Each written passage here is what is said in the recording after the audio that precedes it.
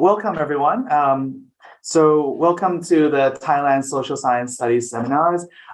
This is actually the 8th talk of our series, which we started last year. And today we're being hosted by the Sydney Southeast Asia Centre at the University of Sydney. My name is Dr. Nate Zetna. I'm a postdoctoral research fellow at the University of Sydney Business School. And before I begin, I would like to acknowledge the traditional owners of Australia and recognize their continuing connection to land, water, and culture. I am currently on the land of the Gadigal people of the Eora Nation, and I pay my respects to the elders past and emerging. I also further acknowledge the traditional owners of the country on which you are on and pay respects to the elders past, present, and future. So today we have a very interesting talk. The researcher today is Dr. Chavalin Svetanant, who is the project leader of the AUS-THAI Pandemic Responses Project. Dr. Chavalin is actually a senior lecturer in the Department of Media Communications, Creative Arts, Language and Literature at Macquarie University based in Sydney, Australia. Her research interest lies at the intersection of language and culture, with primary focus on media and communication studies in cross-cultural contexts, as well as linguistics, semiotics, and multimodal discourse analysis. Dr. Svetanant has published her academic works in top journals, and her recent article in Open Linguistics actually ranked as the most downloaded article of the journal in 2018 to 2019. And today, I think Dr. Chavalin is already here. She will be talking about the recent research that she has collaborated with multiple researchers in Thailand across different universities, which has looked at the Australia-Thailand COVID-19 pandemic response from a comparative perspective. So Dr. Chavalin, I would like to introduce you and you may begin. Hi, everybody. Thank you for the introduction, Nate. And hi, everyone who are joining me today. I heard that we have very diverse audience across the world. So I would also like to extend my warm welcome to our Thai audience. สวัสดีค่ะทุกคน It's a real honor to be part of this TS4 Thailand Social Science Seminar Series sponsored by the Sydney Southeast Asia Centre, the Nordic Institute of Asian Studies, and the New York Southeast Asia Network. Before I start, I would also follow Nate to acknowledge the traditional custodian of the Macquarie University land where I'm giving this presentation, the Wallumattagal clan of the Darak Nation, whose cultures and customs have nurtured and continue to nurture this land since the dream time. We pay our respects to elders, past, present, and future. Today, I'm going to present a report on the project Comparative Assessment of the Pandemic Responses in Australia and Thailand. This project is funded by the Australia-ASEAN Council grant under the Australian Department of Foreign Affairs and Trade. I would like to take a moment to acknowledge the warm support of our funder who made this project possible.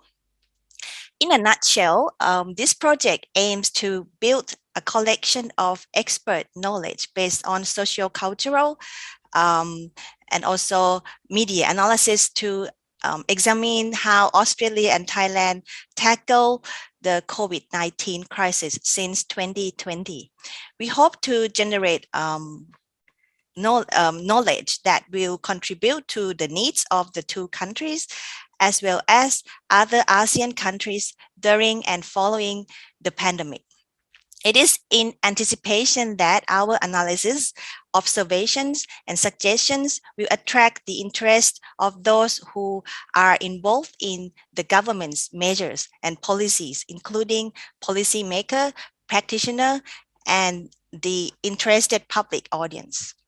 I will start with a quick introduction to the team members who have contributed to this project. Then I will provide a brief summary of the analysis of each team member based on their disciplinary frameworks. At the end, I will highlight the lesson learned for strategic future management regarding the pandemic responses. I'm glad to see that we have some of the team members here. So even though it's very early in Thailand, so thank you so much. I hope that we'll be able to invite them to share their insights or to answer questions from the audience that might go beyond my own disciplinary capacity. And last but not least, I would like to thank Pepsi Sutawat Dongthong, our project's graphic designer, who is the owner of the beautiful and meaningful images that I'm using in my slide today. And here are our team members for the project. As you can see, we are offering our observations and insights from different disciplinary lenses, whether it be political science, linguistics, anthropology, cultural studies, or policy and public administration. Let me share with you a little secret of the story behind the scene. We came up with this idea to start this project in early 2020. That was when Australia and Thailand were still among the few highly pressed countries in flattening the curve of the COVID-19 pandemic. At that time, we thought that we could do this project to highlight the success story of both countries as a great model of the way to mitigate the impact of COVID-19 in the Asia Pacific region. However, we have to reconsider the narrative of our project as the situation evolved through the following year in 2021. There were many issues that need to be addressed. In addition, the different approaches that these two countries undertook became more evident when they attempt to scrape through the COVID-19 surge. Let's begin with an analysis of the governance during the pandemic. This analysis was proposed by Associate Professor Viengrat Netipo, the project member who is our expert in local politics. Ajahn Viengrat addressed the issue of the structure of power in handling the COVID-19 outbreak through two different laws. The first one is the Communicable Disease Act 2015, and the other one is the Emergency Decree on Public Administration in Emergency Situation 2005. The latter one is the harsh law that was enforced to control people under the authoritarian model by the Center for COVID-19 Situation Administration, or I will call CCSA from now on. It's a สบค ศูนย์บริหารสถานการณ์แพร่ระบาดของโรคติดเชื้อไวรัส in Thai. Ajahn Viengrat indicated that the Communicable Disease Act enable the potential and capability of each administrative unit, authorizing all provinces and Bangkok to impose and implement their directives independently. We could observe several quick responses to the crisis at the provincial level.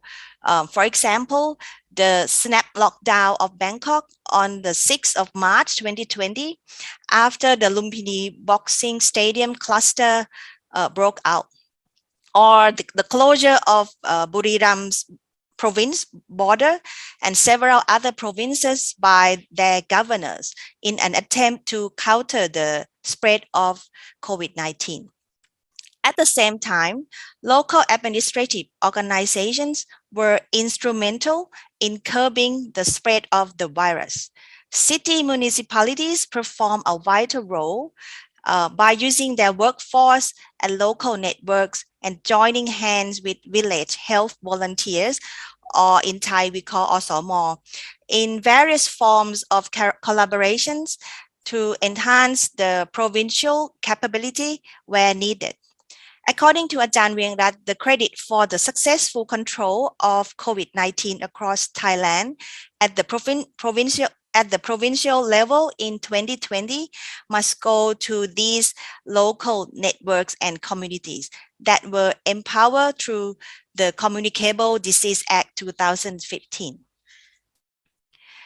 On the other hand, the appointment of the CCSA, SBK, and the enforcement of the emergency decree, which are both based on the authoritarian model, particularly regarding the control of information, made the situation worse in 2021. With the lack of collaboration and connection with the local people, and the fact that communications were all monopolized by the CCSA, we no longer heard about the success at the municipal or community levels. Even government agencies with strong capability like public health agencies did not receive straightforward briefing. And the success, if there is any, was all attributed to the CCSA and the government. The one-way communication did not make the people aware of what contributed to the success and the work that was directly related to them.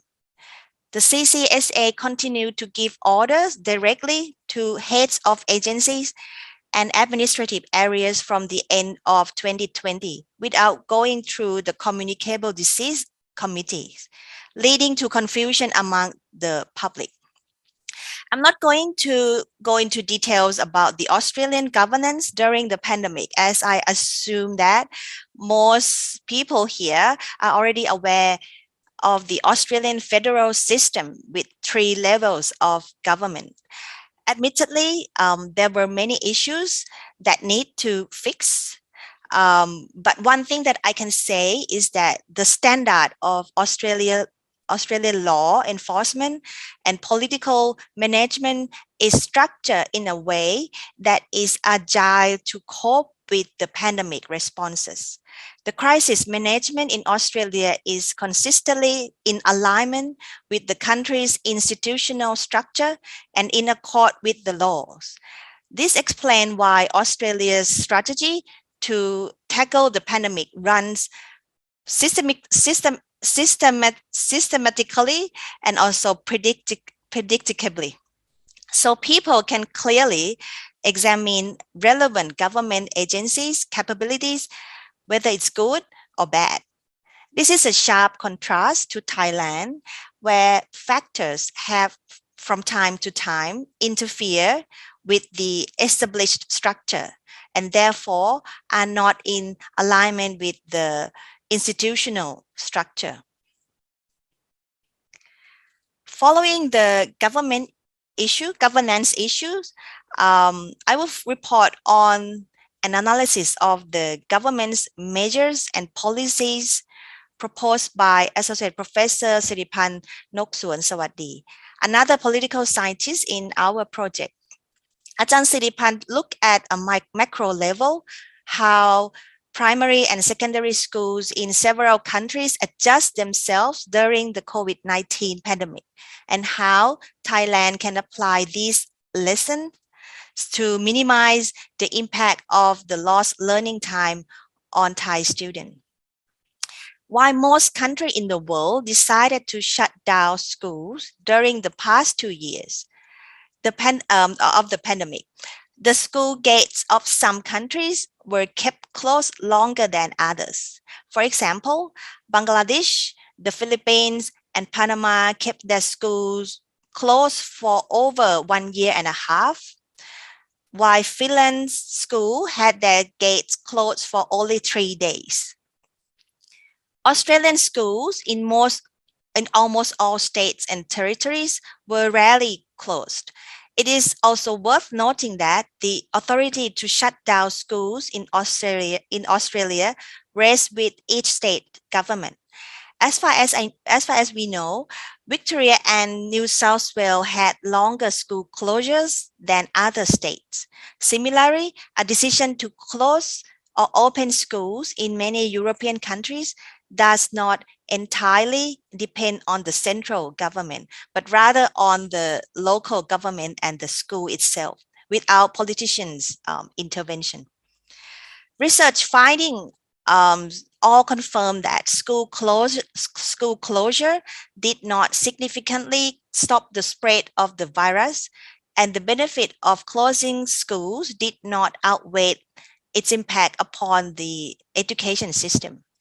Many countries found that long school closures during the COVID-19 pandemic induced stress in children, some of whom subsequently developed a depressive disorder because of an unsuitable learning environment at home, as well as a lack of equipment for online learning.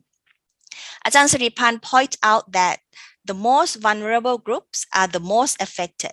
In Australia, the statistics show the shockingly enormous gap between average students and their peers from low socio-economic backgrounds, with the largest disparities between private and public schools. It was found that most private school students were already familiar with doing schoolwork on computers before the pandemic. On the other hand, Aboriginal and Torres Strait Islander public school students were 4 times as likely as non-Indigenous students to have no internet access at home. The stark disparities in Thailand was worsened when the decision to close the schools was made from the central government without the community consultation. The statistics show that nearly half of families in Thailand were not ready for their children's online learning. They did not have a computer or tablet or internet access at home. Nevertheless, Ajahn Siripan suggests that providing students with access to technological tools may not be as crucial as creating a positive attitude toward education that enables students to be self-driven toward their learning goals and to nourish their continued desire to learn while their schools are closed. In addition, the government should have provided the educational assistance down in layers. Ajahn Siripan said it in Thai, design แบบขนมชั้นนะคะ in layers. That is to use a tailored approach to help each group of students based on their circumstances, with a priority given to the highly vulnerable groups, ensuring that they will not be left behind. The most important solution in the long term is to raise educators and parents and also students' awareness of building motivation and positive attitudes toward learning in students and by building their skills in using digital tools to create meaningful learning process. The third perspective that I would like to offer is from our cultural analyst, Dr. Pasut Lasuka. Ajahn Pasut explored the naming of digital platform in relation to the Thai government's desired image in the context of COVID-19 management. In other words, what do the application naming mean to the government?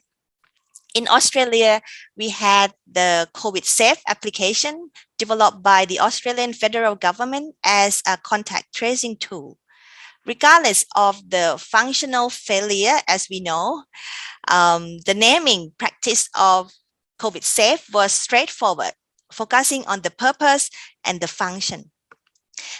This conventional naming goes the same for the Singapore application, Trace Together, and also COCOA, which is shortened from Contact Confirming Application in Japan.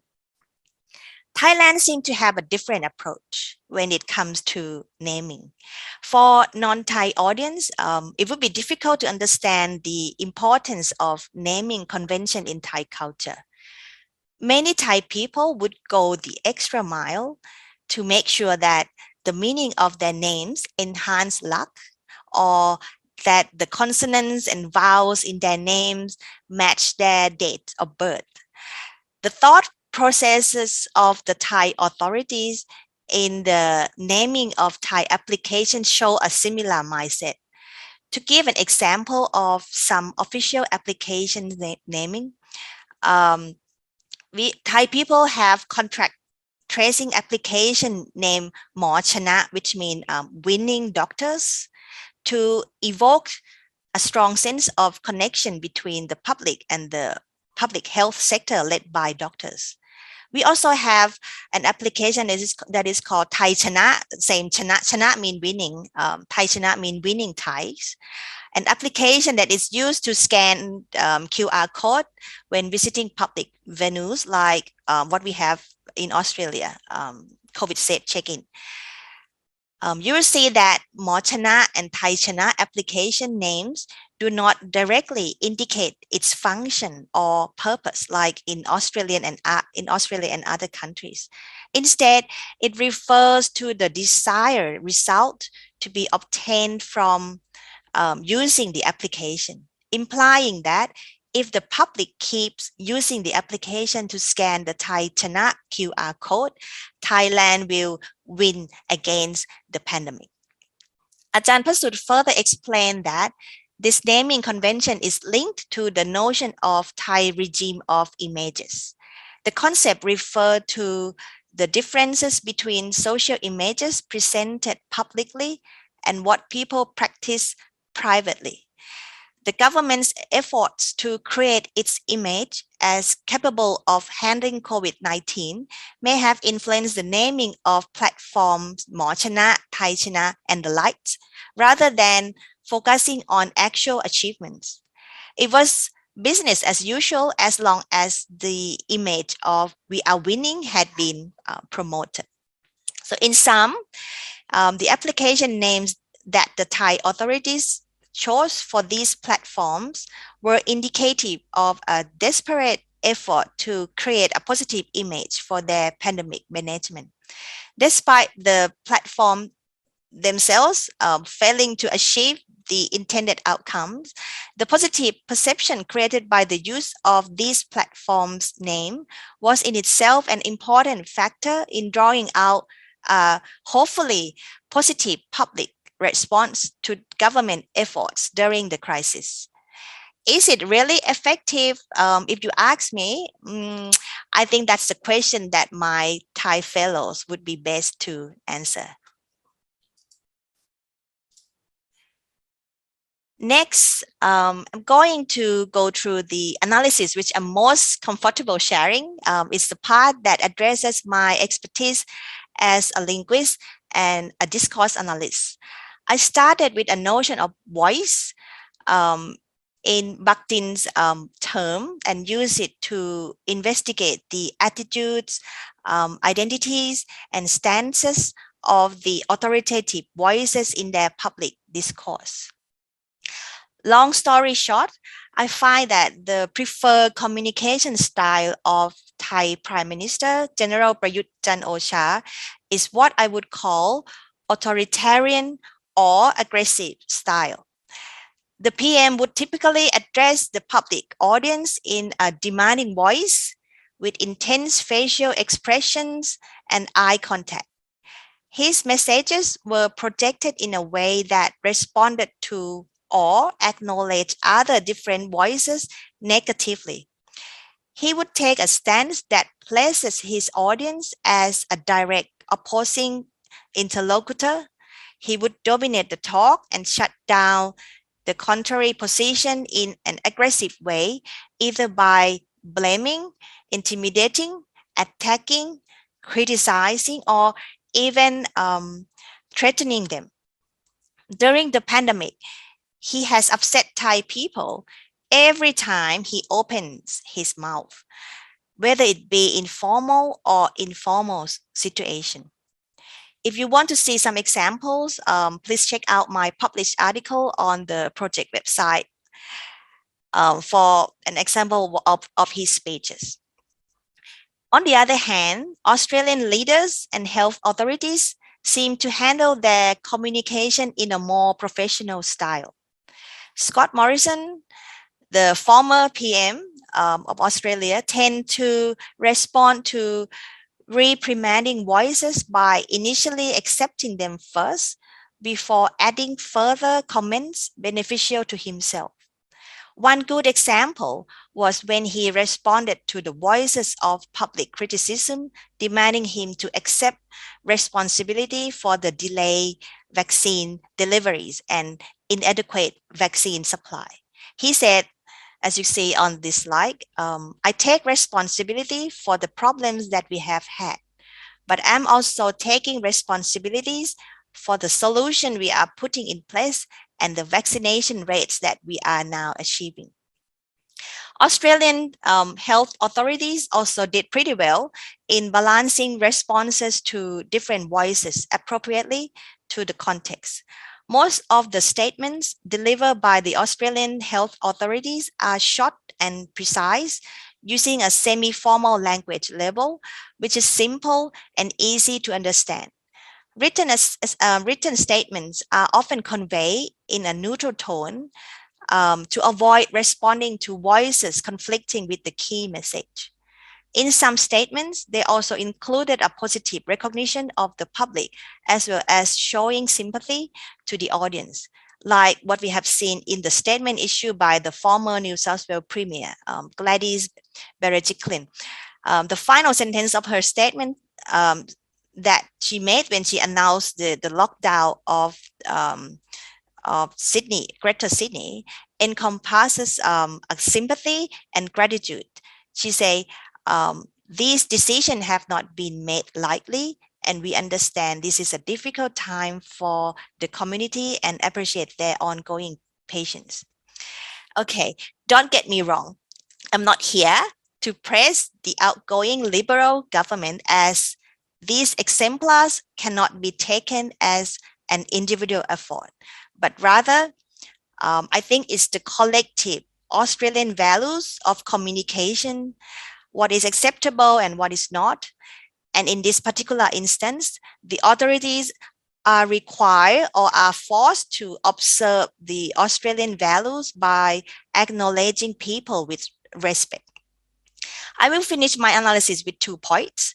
First, it's important to understand that responding to different voices by counter-arguing them in public discourse is not an effective way of crisis communication. Not only does it waste time and unnecessarily offend those who disagree, it also tends to take focus away from the key message that needs to be delivered. And second, the most powerful voices during the pandemic or the crisis are the voices that the people trust, easily understand, and appreciate. It is in fact a simple message that is transparent and verifiable that leads to effective communication. Whether the public perceives the message as positive or negative, communicating the truth, frankly, will help a government earn public trust, and that trust is what makes people cooperate well with the government in the long run. This is also confirmed by Professor Michael Bank-Petersen, a political scientist and COVID-19 management advisor to the government of Denmark. He proposed a term that is called optimistic anxiety, or the feeling that keeps people alert and anxious enough to follow authorities' advice, but at the same time also give enough hope to convince themselves that the decision that they make will create positive change. The final analysis is from Dr. Chavalin Svetanant, the one and only anthropologist in our project. Ajahn Chavalin discussed the ecology of the multi-layer relationship of the vaccines in terms of the biological, physical, technical, social, and political parameters. He argues that even though vaccines are technical products of biological and medical science, they have never existed in independence of social and political valuations. The difference in how each vaccine has been widely accepted and function in society stems not only from vaccines' different potential efficacy, but also from vaccines' different society-oriented immunity. The social and political implications create public perception, attitudes, and concerns toward the so-called good and bad vaccine. In other words, aside from the efficacy, the credibility of the source of vaccine production, the transparency of the information, the fair distribution, as well as the vaccination campaigns are the factors that lead the public to accepting or rejecting vaccination. Let's take an example from the AstraZeneca safety concerns in Australia. In early 2021, the Australian Technical Advisory Group on Immunization, or ATAGI, I will refer to this group as ATAGI, issued a statement recommending Pfizer as the preferred vaccine for those under 50, and later raised it up to under 60.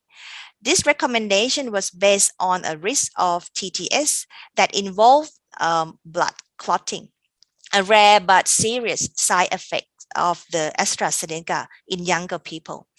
Around the same time, the National Cabinet issued a statement to allow general practitioners to continue administering AstraZeneca to Australians under 60.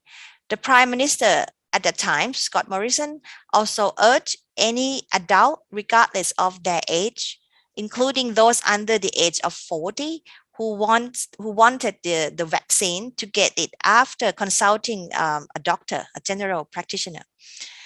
This announcement confused the public as it was contradictory to the ATAGI's earlier recommendation.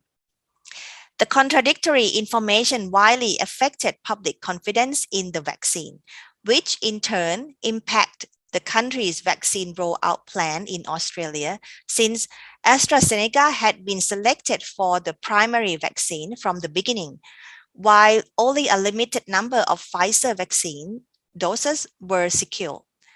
The confusing situation led to a public perception that there were two vaccines, the good one, which is Pfizer, and the less good one, which is AstraZeneca. The safety concern resulted in cancellation of AstraZeneca bookings and increasing demand for the Pfizer vaccines.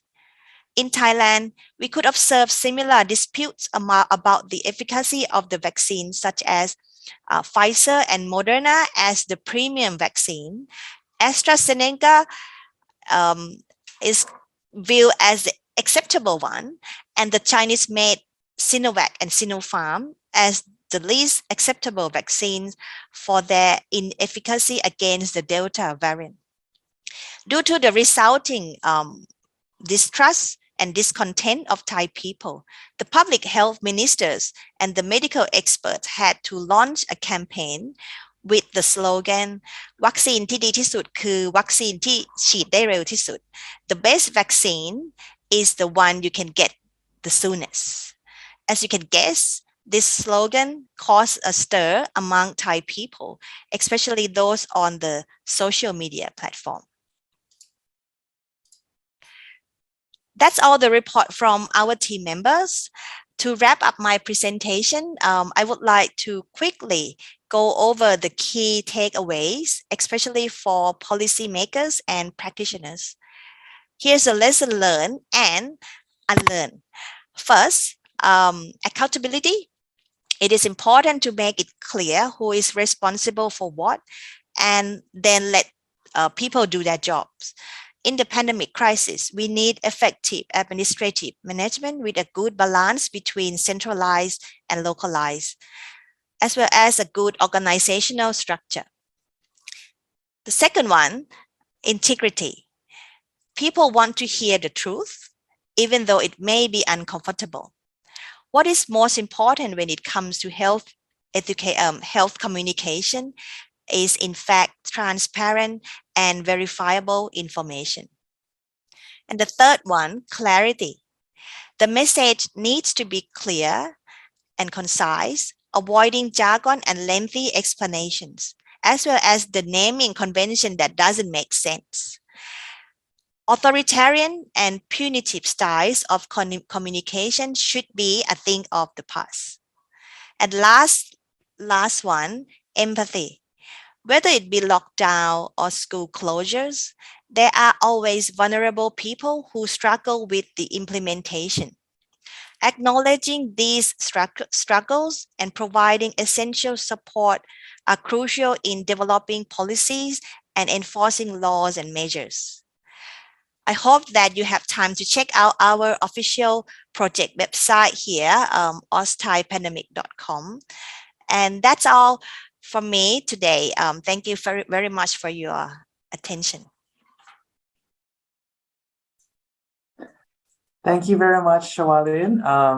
It was a very, very interesting presentation from you and your research team. And thank you so much for also summarizing some of the amazing research done by the other researchers on your team as well.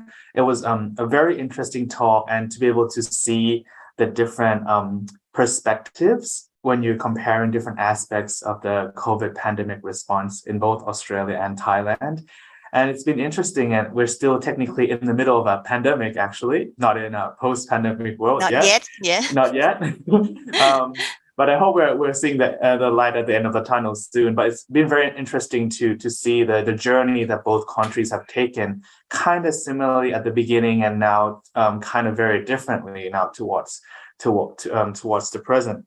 So I would like to now open up the floor to the audience. If anyone has any questions, feel free to put that into the Q&A section, and then we will try to go through most of them if we have time. So I'm just going to give everyone a few minutes to provide. Oh, I already have a question. So let me quickly go through that. Thank you. Tamal has a question. It's Sean, Tom. Tom, yeah, can you see the question as well? I might. Oh, it's Thomas, sorry. Thanks. So he's interested to hear your thoughts on why the Australian population responded to the former Australian PM's rhetoric as if he didn't engage and was in fact authoritarian, when considering the fact that your analysis suggests that it was in fact General Prayut who was traditionally authoritarian. Yeah, thank you, Tom, for the question. It's I think viewing it from a perspective of Thai people, it's pretty clear that we see a stark contrast between these two leaders.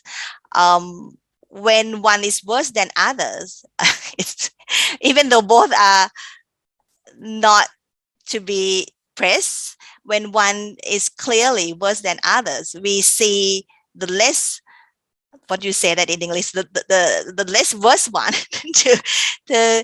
to be in a better place. But I understand Australian perspective as well, because Scott Morrison is not a type, I would say, that it's like you say, Tom, is an authoritarian type as an Australian leaders. But believe me, if he comes to Thailand, he's probably be treated as a good type, like maybe in the middle. Some leaders that Thai people can still admire more or less. Yeah. Thank you, Tom, for the question, and thank you, Chavalin, for the answer. Any other questions? In the meantime, Sean, I actually had a very interesting question as well, and this is what actually from your section. You know, like you mentioned how Thailand and Australia, when you were comparing between how the two different prime ministers were kind of communicating the COVID response, what was also your thought on the people they choose to also convey the other responses, like the different doctors and the different government officials who were chosen to kind of communicate some of those responses? Because I think the choices were also quite very different in the two countries. They were both doctors, but the way they communicated was also quite different. Yeah. Thank you very much for raising this question, because that's what I wanted to say, but I didn't have time to talk in during the seminar. In Australia, I think it's quite clear who has an authority to come out and talk to people. So start from the PM, and then we have ATHAI's representative, Minister of Public Health, Department of Public Health, and then also the head of the what do you call the medical, the chief, what do you call it? I forgot the word. Chief medical officer, right, in each state, and that's pretty clear who people should listen. But in Thailand, it's of course the PM will talk whenever he want to talk, without consulting the official organization. And then we have the official organization, which is SOBK or CCSA, who take turn to come and talk, and then we have another agency, Krom Kwop Kum Rok, so Department of Controlling Disease in Thailand, who will sometimes come out and talk. And plus we have several celebrity doctors who also come out and talk to the people through their channels, doctors from Chulalongkorn University Hospital, doctors from Sri Lat Hospital, and sometimes their opinions are contradicting each other. And then especially when we talk about vaccines, which one is good for people, which one is good for which age group, that kind of thing. I think it's very confusing for Thai people. Like, who should I listen to? On the other hand, in Australia, it's easier. Because we look at the people from their title. So it's not what they think. It's more about what has come up as the organization information that is conveyed to us, regardless of their own personal take. So it's easier to make a decision, to make an informed decision here in Australia. Yeah, that's also very interesting, because I realize as well that there's still some contradiction between the different states in Australia as well, in terms of the information that the doctors, the different chief medical officers were even talking about the vaccine. Yeah. But I guess what you're trying to say is that it's quite kind of clearer who you should be listening to based on where you are. Whereas Thailand is a lot more kind of centralized, like where all the not really centralized, but like it's centralized, and also very arbitrary. Like whoever want to talk, you can talk. You are allowed to talk, and then if you are celebrity doctors, people just listen to you, even though it's against what the government suggests. That's very interesting, surely. And I guess the social media in Thailand was also in some ways not helpful in spreading information really fast as well. And I guess as a communications expert, you saw that a lot of information was kind of spread on very quickly from what they said on the news, and sometimes information was not 100% accurate as well. What was your thoughts on that? Yeah, I think it's, even for me as a researcher, it's very difficult to find the accurate information from Thai authorities. When we hear, I think CCSA probably the most authoritative agency in this situation, in this circumstance.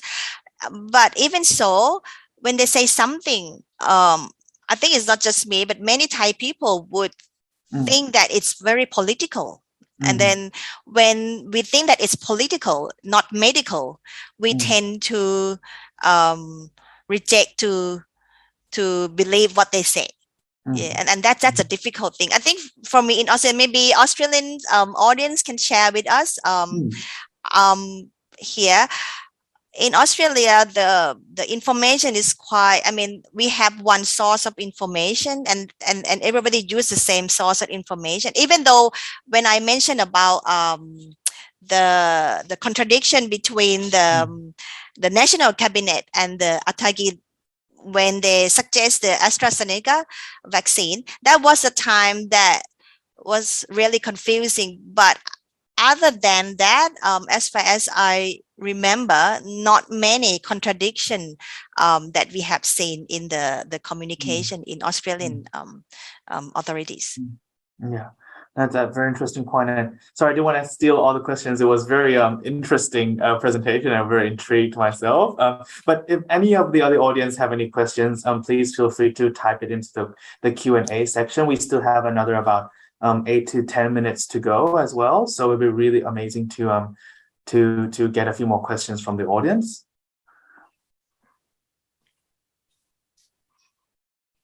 I'm going to flick through this in case you can remember, to remind you what we have been talking.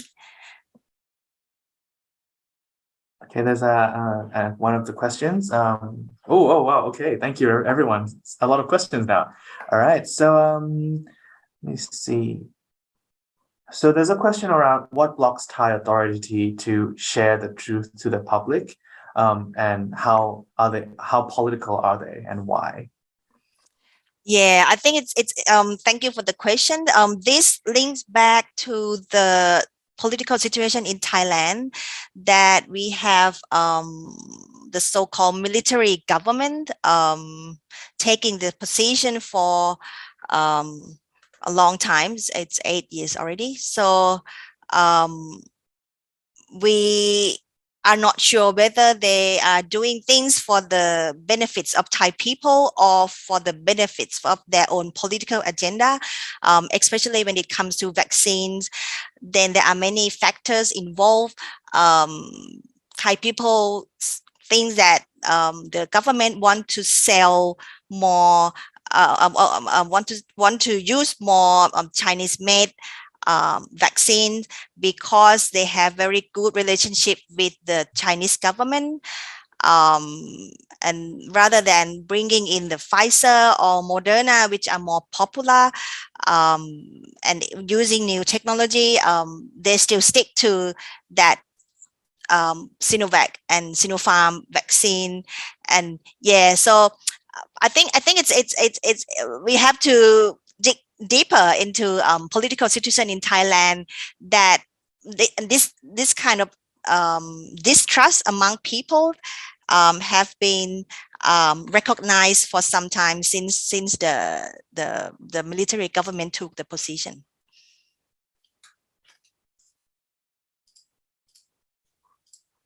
Sorry, I muted myself. Thank you very much for the question, and thank you, Chavalin, for the answer. Another question, can you give your impressions of how Thais and Australians responded to the data of new cases? Did they believe these numbers, and if so, why or why not? Yeah, I think for Thai people, I can say on behalf of Thai people now, we always doubt whether the number of cases are accurate. And that's again going back to our trust toward the authoritarian government. We don't believe that they would tell us the truth because they want to maintain their good image among Thai people. It's because they want to stay in this position. So yeah, if you ask me, do Thai people believe in the data of new cases? No, I don't think so. And for Australian, I mean, I think more or less we kind of believe in the numbers, and that's I may be wrong, but and again, like Tom just asked, coming from a worse situation, worst case, then we feel like, well, we are in a better place here. But yeah, I think the number of new cases in Australia seems to be more accurate than in Thailand. Yeah, especially in 2020 when we had many consecutive months of 0 cases. That was a very interesting streak. And trying to jump on that point as well, I remember there was this one time where there was a slight case from like a DJ or a club or something that suddenly just popped up in the middle of the 0, like the 0 numbers.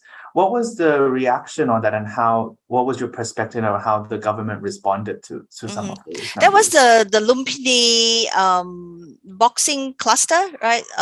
What's that one? Yeah, I think it was one of that Or one. the other one? The other one, like later on, Or we had DJ Matum and others? That yeah, one? some of the celebrities and things like that. But I think that was also we had so many days of zero cases, and suddenly there was like one or two cases that popped up, and they didn't know where they were from as well.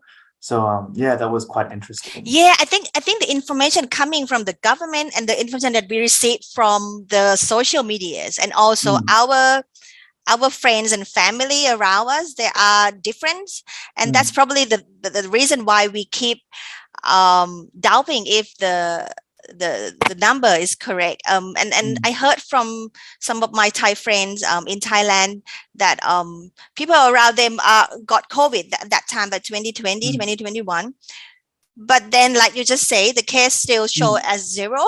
So we were like, so they didn't count this number or what? Or even when you go to hospital in Thailand, the nurse probably say like, oh, you are fine, even though you feel like you have COVID. They just say like, oh, you don't need to test because it's okay. You are okay. You can go back. You don't need to test. So it's kind of like we see it as an attempt to cover up the cases. Yeah, in that sense. That's very interesting. And the access to getting tested was also a lot more difficult than Australia. Yeah. From my understanding. Yes. That's another thing as well. Yeah. And if you don't, I think if you can't get a result of official one from a hospital, then you are not recognized as having COVID. Yeah. Interesting one. And thank you very much for it. And any other questions? Oh, then we do have another question. Do you think that Thailand CDC contributed significantly in containing and management of COVID pandemic in Thailand? Okay, you mean the SOBOK, right? CCSA. Yeah, I think at the beginning, before they came, actually, before we have this CCDS, what is that again? CCSA, yeah, the SOBOK called CCSA. Like Ajahn Wingrat argue, it went very well with the local community engagement. But once the CCSA stepped in and they took all the control and they kind of centralize everything in a military mindset, it's getting worse and worse. And yeah, I think the big problem is the distrust of people.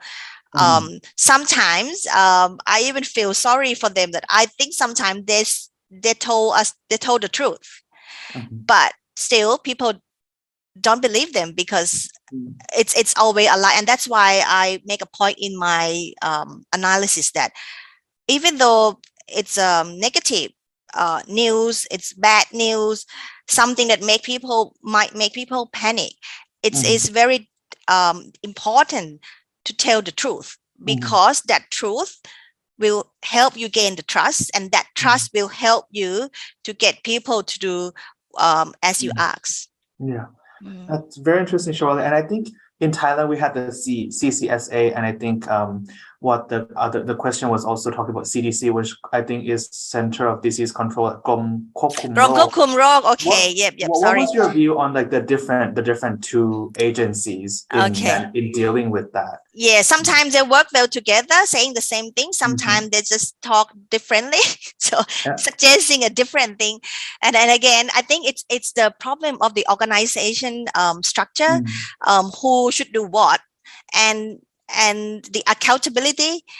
Like if you say this and you promise people that this is okay, if it's not, who will take that responsibility? So I think CCD, in my view, doing a little bit better than I forgot again, SA, but yeah, still, because they don't have the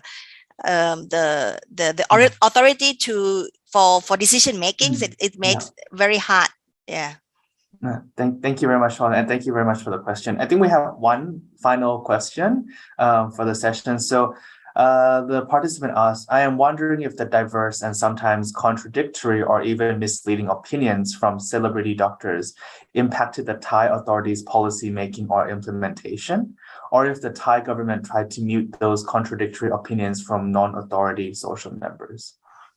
Yeah, I agree with that. I think the celebrity doctors, when especially for those from the distinguished hospital, well-known hospital like Tula or Siddharth Hospital, when they say something, even though it's against what the government suggests, yeah, government tend to follow their advice and change the recommendation. And sometimes the other way around. So sometimes there are some celebrity doctors that people think that they work for the government and try to support whatever the government say without thinking much about their expertise as a doctor who should know more about this medical science. Yeah.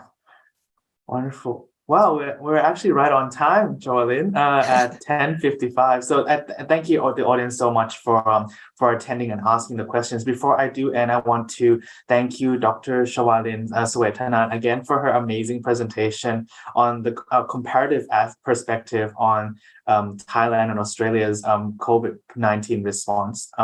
It has been such an intriguing experience to hear the different perspectives and especially the different aspects of the COVID response.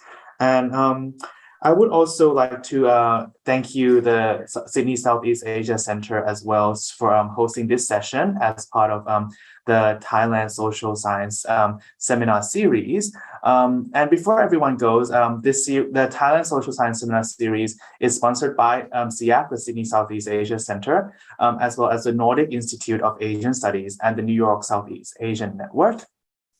We will be having the next presentation on the 14th of July. And that will be a presentation by Associate Professor Wasana Wong Surawat from Chulalongkorn University. And she'll be talking about Her Royal Highness Maha Chakri Sirinthorn and PRC-Thai relations in the post-Cold War.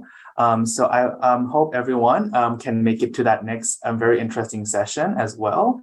And I thank you, Dr. Chavalin, again for the amazing presentation. Thank you very much, everyone. Thank you, everyone. And thank you for the comments and also the questions.